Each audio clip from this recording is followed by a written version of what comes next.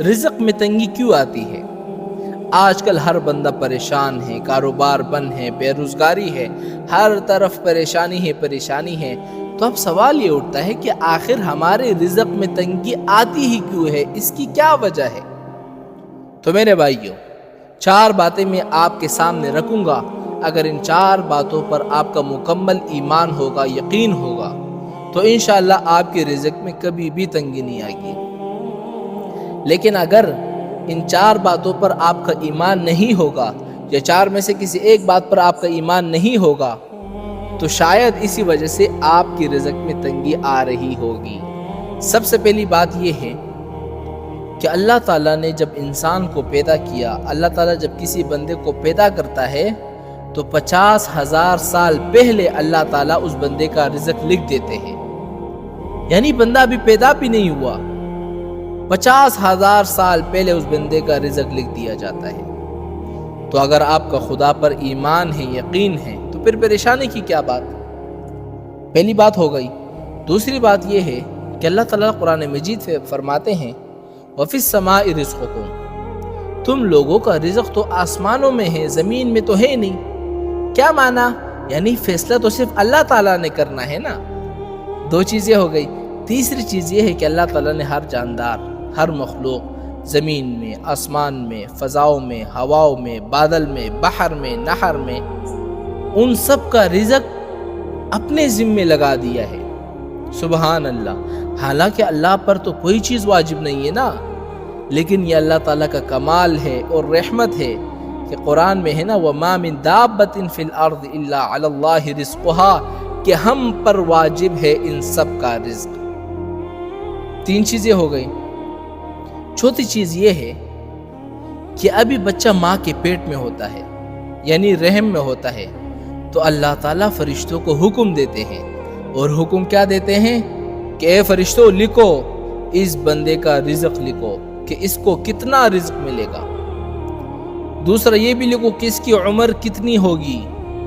تیسرا یہ لکھو کہ اس کی موت کب ہوگی اور کہاں ہوگی۔ اور چوتھا یہ لکھو کہ یہ نیک بخت ہوگا یا بدبخت ہوگا۔ یعنی ہر چیز لکھی جا چکی ہے۔ یعنی ابھی بندہ ماں کے پیٹ میں ہوتا ہے، باہر بھی نہیں نکلا، تو اللہ تعالیٰ نے ہر چیز پہلے لکھ دی ہے۔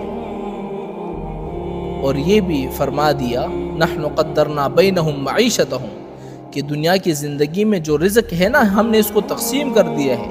ورفعنا بعضہم فوق بعض، کسی کو ہم نے زیادہ کر دیا، کسی کو ہم نے اونچا کیا، کسی کو ہم نے نیچے کیا۔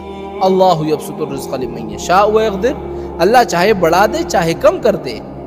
میرے بھائیو، یہ رزق ہماری قابلیت پر نہیں ہے، ورنہ آپ دیکھیں نا کتنے بڑے بڑے علامہ، کتنے بڑے بڑے علوم کے پہاڑ، وہ کھانے کی بھی محتاج تھے، دولت کی بھی محتاج تھے، کوئی گھر نہیں، کوئی ٹھکانہ نہیں۔ تو اگر ہمیں اللہ کی ذات پر ایمان ہے اور اللہ کے فیصلوں پر اگر ہمیں یقین ہے، تو پھر پریشان ہونے کی کوئی بات نہیں ہے۔ اس لیے ایک روایت میں آتا ہے نا کہ انسان کو جیسے اس کی موت ڈھونڈتی ہے نا، رزق بھی ڈھونڈتا ہے۔ یعنی موت اس کو ڈھونڈتی ہے کہ اس کو کہاں پر مرنا ہے، وہیں اس کو موت آتی ہے، تو رزق بھی اس کو ڈھونڈتا ہے۔ اس بندے کو اس وقت تک موت نہیں آئے گی جب تک اس کو اس کا پورا رزق نہیں ملے گا۔ اب آخری بات یاد رکھنا، یہ بڑی اہم بات ہے کہ ایسی پریشانی اور رزق میں تنگی آخر آتی کیوں ہے، اس کی کیا وجہ ہے؟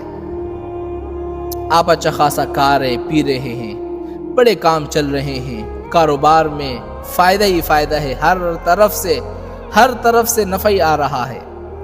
قرآن میں اللہ تعالیٰ نے ایک مثال ذکر کی ہے، پہلے میں آپ کو وہ بتا دیتا ہوں۔ ضرب اللہ مثلا كانت قرية آمنة مطمئنة، کہ ایک بستی والے تھے، بڑے سکون سے، امن سے، اطمینان سے رہتے تھے، اور ان کو ہر طرف سے رزق آتا تھا۔ کیا معنی؟ یعنی آسمان سے بارش برستی تھی، زمین سے پھل نکلتے تھے، کاروبار میں نفع ہی نفع ہو رہا تھا، ہر طرف سے ان کے لیے رزق کا انتظام اللہ تعالیٰ نے کر دیا۔ لیکن آگے کیا کیا؟ کفرت بانعم اللہ، انہوں نے اللہ تعالیٰ کی نعمتوں کی ناشکری کی، نافرمانی کی۔ اللہ نے رزق دیا تھا کہ بندے میری اطاعت کرے، دولت آنے کے بعد زنا میں، شراب میں، جوا میں، شباب میں، کباب میں، ان سب چیزوں میں زندگی گزاری۔ कफरत बिअनउमिल्लाह, अल्लाह ने इन पर अपना अजाब मुसल्लत कर दिया। अजाब क्या मुसल्लत कर दिया? एक तो उनका रिज़्क बंद कर दिया, बारिशें बंद हो गई, फसल ख़त्म हो गए। और दूसरी बात यह है कि हर वक्त डरता रहता है। हाँ, हर वक्त कल क्या होगा, क्या होगा, क्या होगा। बंदे घर से नहीं निकल सकते। बच्चे अगर स्कूल जाए, माँ बेचारी गलियों में खड़ी रहती है कि मेरा बच्चा आ रहा है, कैसा होगा, कैसा नहीं होगा।